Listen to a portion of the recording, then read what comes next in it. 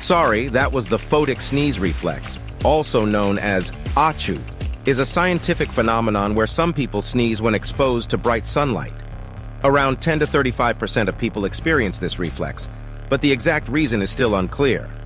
One theory suggests that bright light accidentally stimulates the trigeminal nerve, which is located next to the optic nerve, leading to the sensation of something irritating the nose and causing a sneeze. So the next time you sneeze in the sun, you can blame it on your trigeminal nerve and optic nerve having a party. Subscribe for more fascinating facts.